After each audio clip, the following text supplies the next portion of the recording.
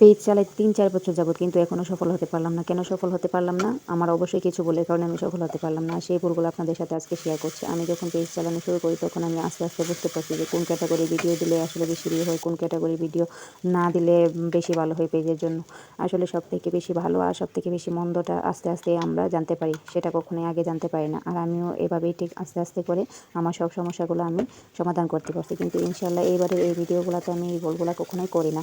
আর এই ভুলগুলো করি না বলে আমার এই ভিডিওগুলো অনেক রিচ হচ্ছে। দিন দিন আমি তার আপডেট দেখতে পাচ্ছি এবং বুঝতে পারতেছি। আমার মনে হয় আমি এই 2 মাসে যে ভিডিওগুলো, এই পেজের ভিডিওগুলোতে যে ইমপ্রুভ পেয়েছি আমি গত 2-3 বছরে ওই ভিডিওগুলোতে ইমপ্রুভ পাই নাই। আর সেই ইমপ্রুভগুলো আপনাদের সাথে শেয়ার করছি। প্রথমে আমি যে ভুলগুলো করেছিলাম, প্রথমে আমি ভিডিও ছাড়ার সাথে সাথে মেন যে কাজটা করেছিলাম, আমি ভিডিওতে অনেক মিউজিক দিতাম। আর সেই মিউজিকগুলো আমাকে কপিরাইট দিয়ে দিত। কপিরাইট দিয়ে দেওয়ার পরে লাইসেন্সকৃত মিউজিক দেওয়ার পরেও আমি কপিরাইট খাইতাম। আর এই কপিরাইট খাইলে পরে, ক্লেম আসলে পরে আমার একদমই রিচ ডাউন হয়ে যেত। 2 দিন পর যখনই আমার ভিডিওগুলো দিতাম, আমার ভিডিওগুলো অনেক গ্রোথ করতো, কিন্তু তখনই আমার এই ভিডিওগুলোতে কপিরাইট চলে আসতো। কিন্তু এবারে আমি যে ভুলগুলো করছি না, এবারে আমি সেই ভুলগুলো করছি না হচ্ছে এই ভিডিওতে সম্পূর্ণ আমার নিজের ভিডিও দিচ্ছি, সম্পূর্ণ আমার নিজের ভয়েস দিচ্ছি। আর অবশ্যই ভিডিওগুলোতে আমি মিউট করে দিই না। মিউট করে দিলে হচ্ছে তারপরও সাউন্ডটা একটু ইয়ে করে দিই, ফেসবুক থেকে ডিজেবল করে দিই। আর এই প্রবলেমগুলো ফেস করলে আপনার ভিডিও টিডিও সব কিছুতে একবারে একটা ক্লেম চলে আসে। আর এরকম ভুল করতে থাকলে আপনার ভিডিওতে দেখবেন গ্রোথ কমে যাবে। আর বারবার ক্লেম আসলে পেজের অনেক সমস্যা হয়। আরেকটা বড় ভুল হচ্ছে আমার মেইন আইডিতে আমার মার্কেট প্লেসটা একটু ডিজেবল হয়ে গেছিলো। এই মার্কেট প্লেসটা ডিজেবল থাকলে সবার তাহলে এই ভিডিওগুলো কখনো ইমপ্রুভ হয় না। মার্কেট প্লেস দেখবেন ঠিক আছে কিনা, যে ভিডিওতে মার্কেট প্লেস তারপর মনিটাইজেশন কোনো ইস্যু না থাকে, তাহলে সেই ভিডিওগুলো অনেক গ্রোথ হয়।